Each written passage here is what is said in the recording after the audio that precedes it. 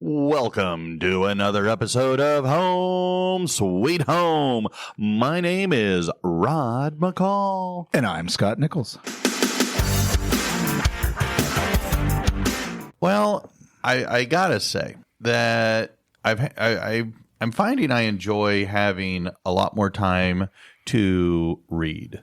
What about you? And I know that now that you're done with your work, your coursework, and you got your degree and all that. Yeah, so I'll just say that I've mentioned a lot about my reading and tried to do, for the past couple of years, I did 40 books a year.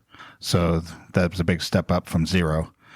But in January, when I finished out January, I was through 8.5 books. So yeah, I've definitely stepped up my reading.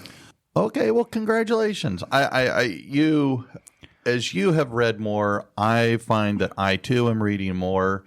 And I ran across a news article that fit in real nicely with some other stuff that came in several other books that I've read. Sure. And it was talking about, what do kids notice? And I've been doing a lot of work and familiarizing myself with various attachment theories, as well as which really it ties into how we as adults are influencing children. Okay. Now, I know Charles Barkley said famously many years ago, "I'm not a role model." Sure. Well, we don't get to pick and choose who kids follow, who they model themselves after, who they choose to, accept. And I got thinking more and more about, well, okay, as teachers, we were, I don't want to say role models, but we were adults that modeled behavior. Sure. I think that all adults are models to some extent, right? Yeah. Like, you don't get to choose who's following you. And so, people are always following somebody. Well, so as I have done a lot of work, presented at various conferences on the role and impact that parents have on children's development, this article I ran across fit in real well, and I thought maybe we could possibly talk about how kids are observing us in everything that we do, even if we don't realize it. Mm-hmm. And so I came up with 6 things that kind of fit in, that I thought, just reminders for us as parents, as grandparents, that, well, maybe we could be a little more aware and a little more cognizant that we are modeling behavior for young kids to figure out how do they respond. Okay. And so I guess the first thing I want to say is that our kids are very observant. Okay. They are, right? I think that's what we're born to do, right? We observe, and that's how we learn from the day that we begin any kind of development. Exactly. And that's the thing, is that kids are going to take their cues on how to act from us. Mm-hmm. And, you and I have talked multiple times about how, as parents, we are the first role models for kids. Right. Now, once they get to be, adolescents and teenagers, well, we as parents take more of a backseat, but they still look to us. Yeah. And so I just want to start by saying that the kids, all children, see a lot more and are more observant than maybe we like to give them credit for being. Oh, I think so. Definitely. I just think that, everything you do every day, you see kids mimicking all kinds of things that adults are doing. Mm-hmm. And nowadays with TikTok and all those things, they're doing all kinds of stuff that everybody's doing. So yeah, definitely. Well, and that's kind of the point, that they watch us, they learn from us on how to react, how to respond, how to talk. We laugh about the first time that our child says a bad word. Mm-hmm. Maybe it's the F-bomb, maybe it's, oh shit, or some other phrase that we as parents say all the time, what we aren't thinking, and suddenly our kids say it, and well, then we laugh and then we try and not laugh because, a 2-year-old using our language is a little funny, especially when it's out of context. But then we got to try and, oh, no, we can't. No, don't do that. Don't do that. Right. But it just, like I say, I think that if we want our children to, I don't know, maybe act or behave well, Yeah. maybe it starts with us. Oh, I mean, 100%, right? I think that's absolutely true. And I think most of the world agrees with that, right? I mean, when you're in the grocery store and you're like, well, see that kid acting that way, you're thinking, where's the parent? And, why did the parent teach them that? And, so, I mean, we know, we just don't always identify it as us also doing that.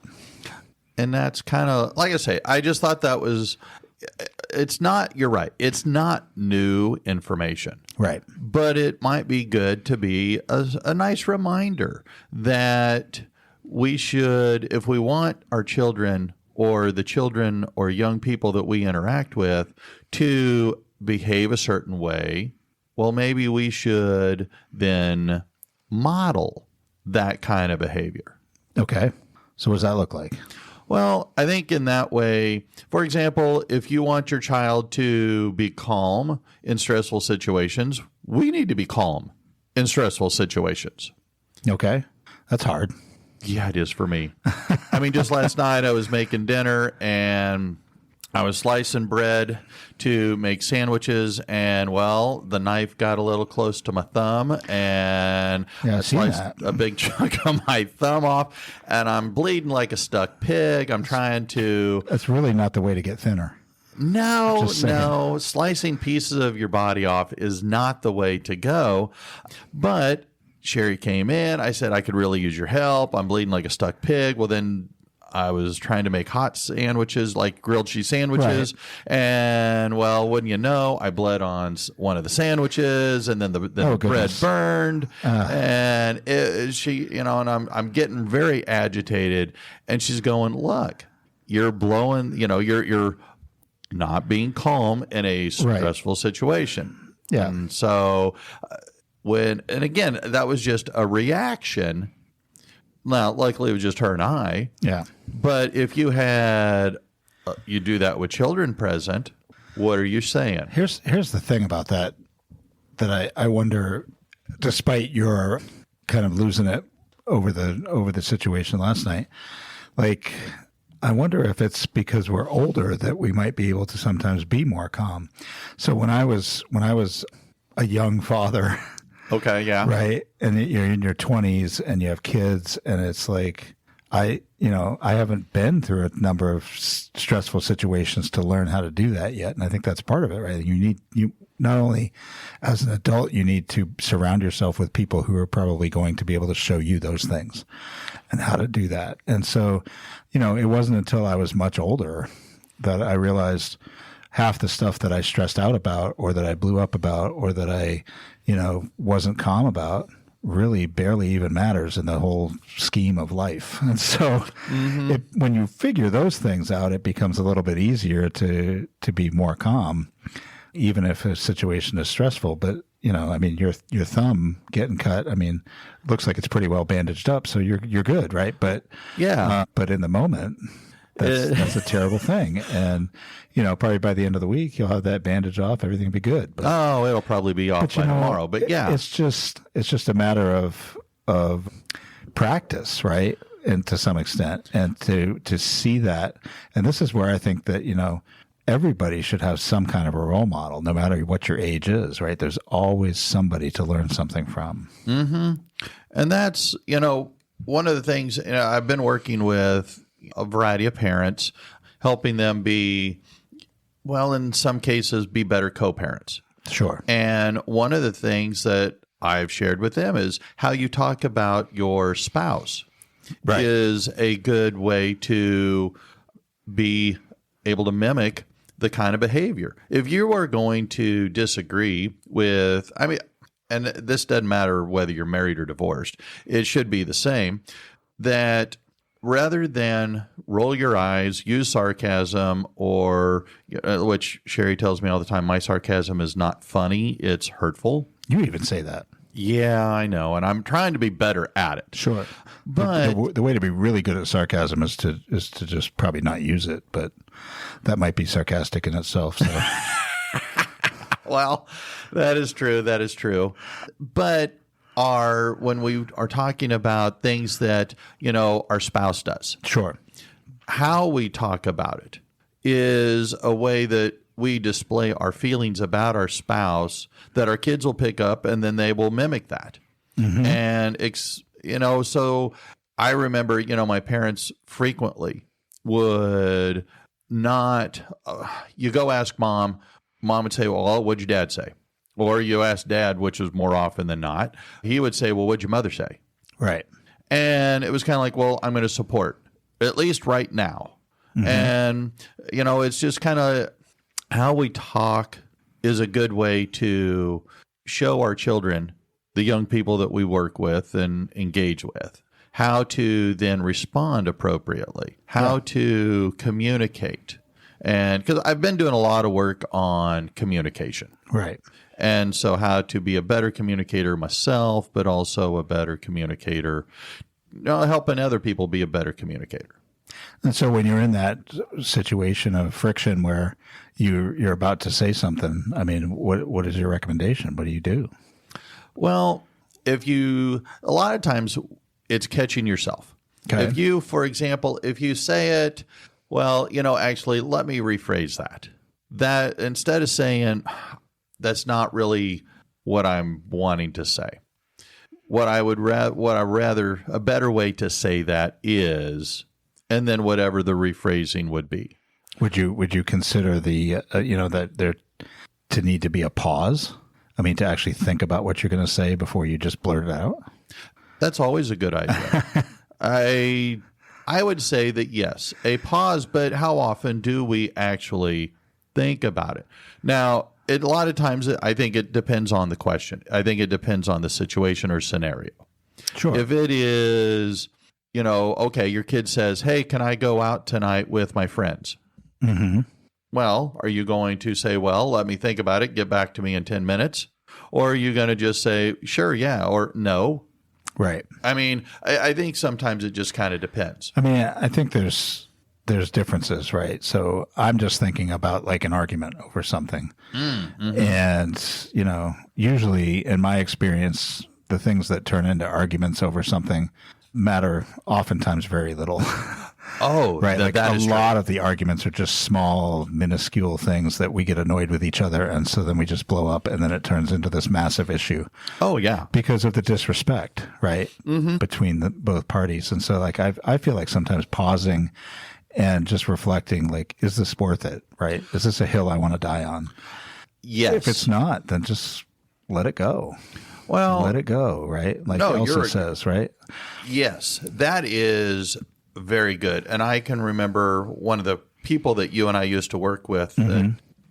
She would ask me frequently, Rod, is that a hill you want to die on? Right. And it was always a nice reminder of, is this something valuable? Mm-hmm. So, yes, I think sometimes a good pause. And I think that's allowing us to kind of let the emotion of whatever the question would be to dissipate and allow logic and our calmness to kind of be a better evaluator. Right. And that is a good thing. It's a matter of escalation versus de-escalation. Oh, absolutely. Absolutely. Right. I mean, if we just let our thoughts or, our mouth move faster than our thoughts, then we're definitely going to escalate. Oh, sure. Because then we're just serving ourselves, and we may not even be serving ourselves. No. Ultimately, in the end, right? So a little bit of conscious thought. And that's a great thing to teach kids, mm-hmm. right? You've got to consider what you're going to say, and if it's not helpful in any way, then why are we saying it at all or typing it? Oh, and to tie in with that would be our body language. Yeah. How we communicate, our nonverbal communication, how we stand, how we... okay, my mom could communicate a wide variety of responses just with her facial features. Right. Mothers are good at that. Oh, they are. I don't know where they go. Sometimes fathers can do it too. My dad was I've been known to give a look. Have you? Okay. I can give a look that gets some attention. Well, good. But I think, yes, to go with that pause is body language. Yeah. I have been reminded many times that my nonverbal a lot of times speaks a lot louder than my actual voice. That's remarkable. What do you mean? I mean, because your voice is loud too. So yeah, try a sneeze. But it is, again, it's these little things, these micro responses that communicate big to the people that are watching us the most. And that's the thing, right? Like everything you do is communication. If people can see you, there's communication taking place. Yes. Whether you like it or not, whether it's accurate or not, doesn't make any difference, right?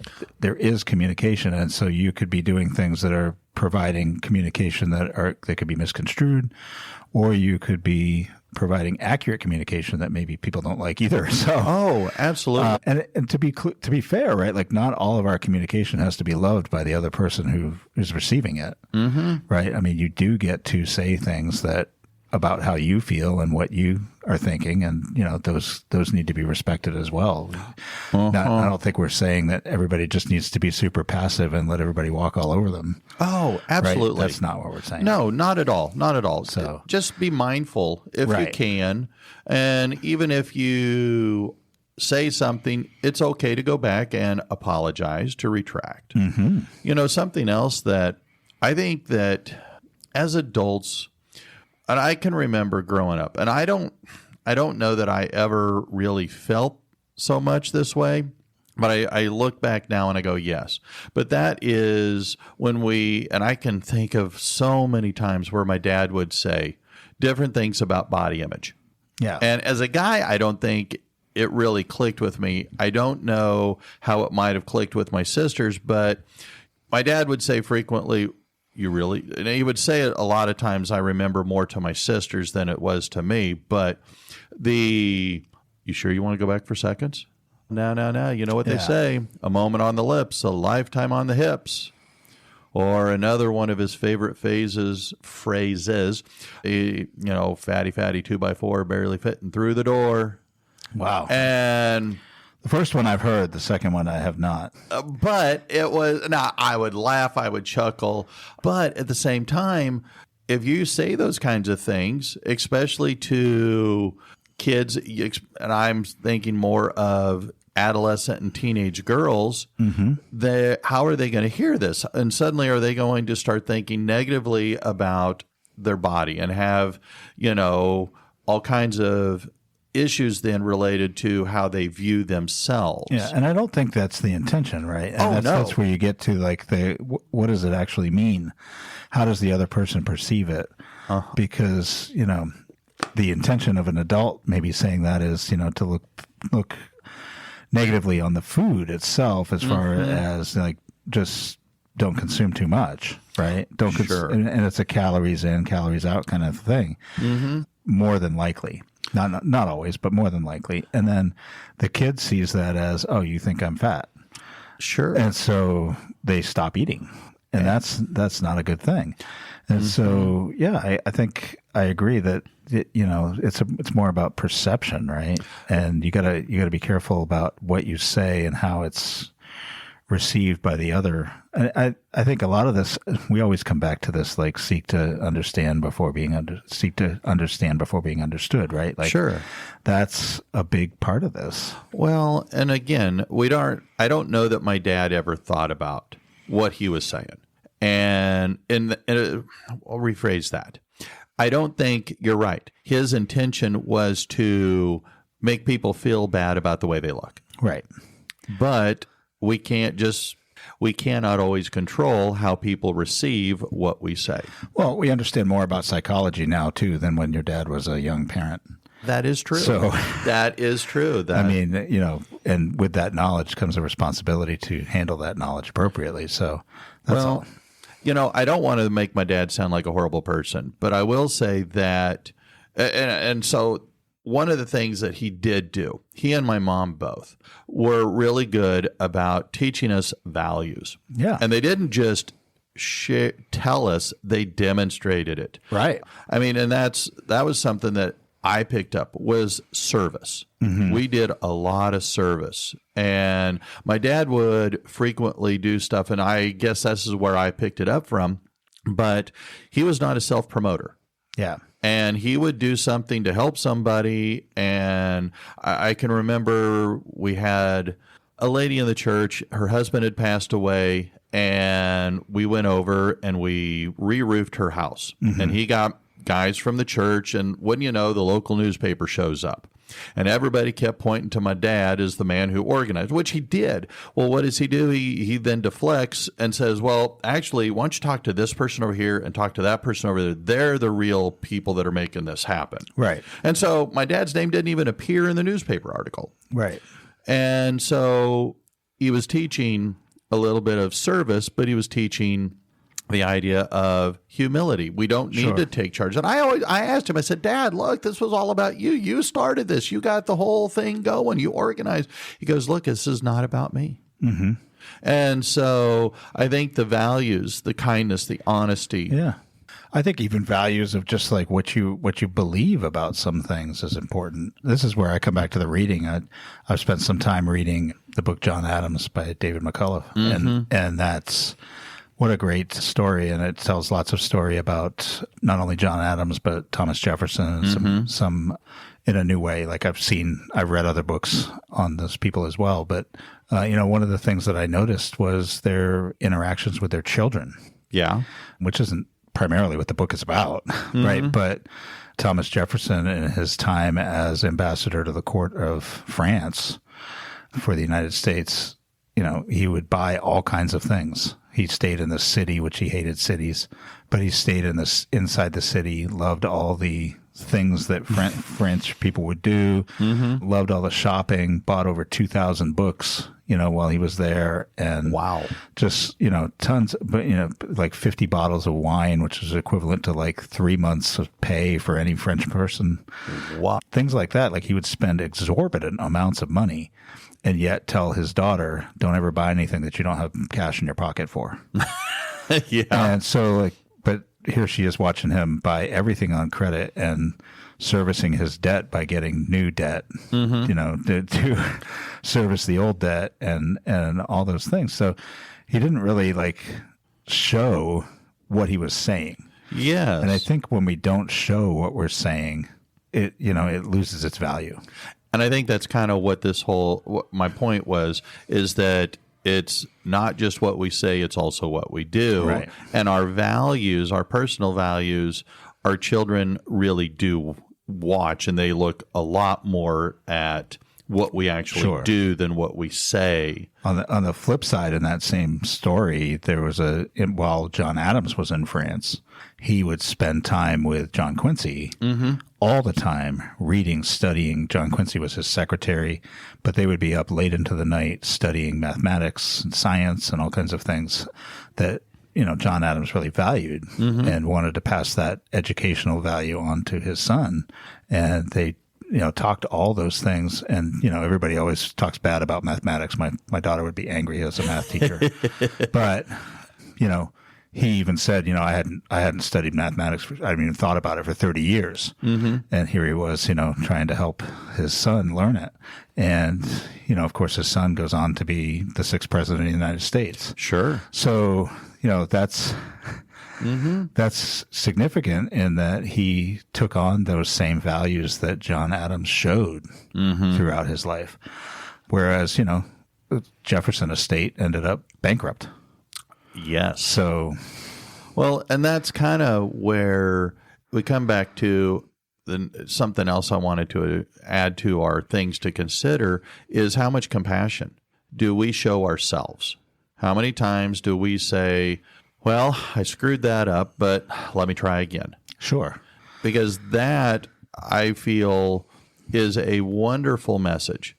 Because in all my years in this classroom, and now as a therapist, I see kids who are very limited in their skills at self-compassion.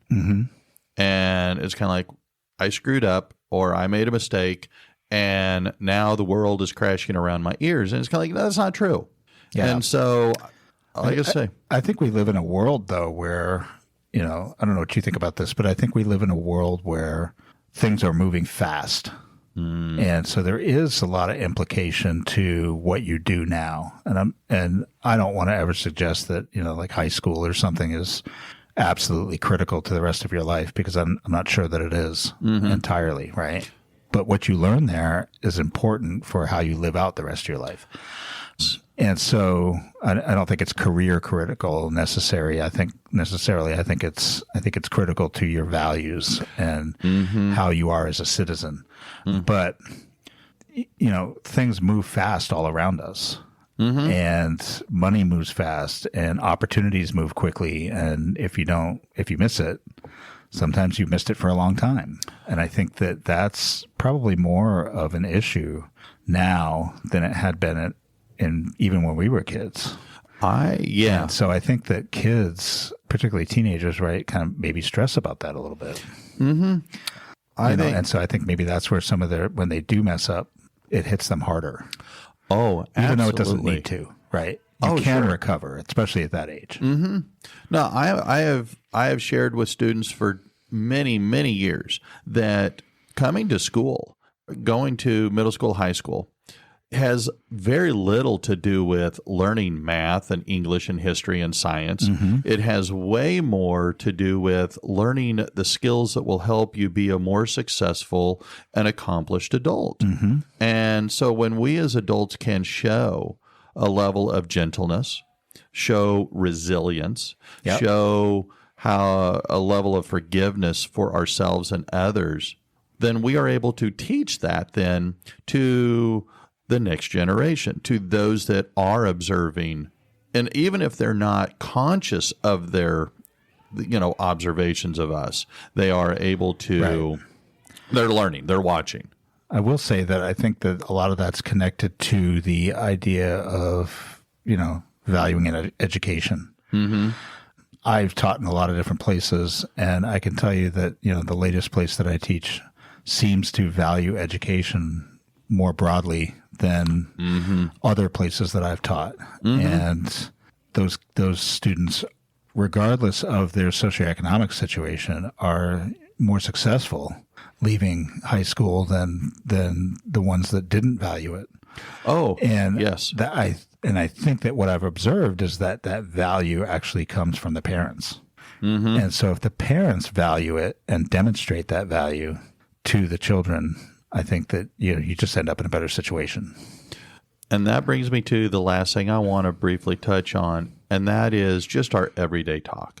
The way that we as adults talk about food, our emotions, even to our children, and the way we have our children talk to other children or adults can leave huge, long-term, lasting impressions, because the kids are overhearing us. They're listening to us. And way more than we realize, and then how we do these simple little things can play large in their development and how then they react and they treat their peers, their and adults, and once they become an adult, how they treat other adults and all that kind of stuff. Like saying sir and ma'am and yes please and no thank you, holding the door. These little things are huge. I think we like to think that words don't matter, but they do. Oh, they do. And the tongue has always been described as a double-edged sword, right? Like it can do good or it can do bad. And it does. The words cut. Oh, big time. And I'm sure that everybody listening can think of a time where words cut them. And probably when we used our words to cut somebody else. I mean, it's a real thing, and I think it's probably one of the most dangerous and lasting weapons that we could have, as that we're born with, and we need to control it. Well, I just want to finish because we're pushing the envelope on time, but I just want to say that the next time you roll your eyes at your partner, skip a photo because you don't like how you look, or talk about your child in earshot, just remember, little eyes and ears are always tuned in. And that's not something to be afraid of or to shy away from. It's an opportunity. And every small moment is a chance to model what we want them to take from us, whether it's respect, self-respect, respect for others, self-worth, resilience, and kindness. Yep. Because more than anything, kids don't just grow up hearing what we say, they grow up living what we show. Well, that's a good one. That's good words.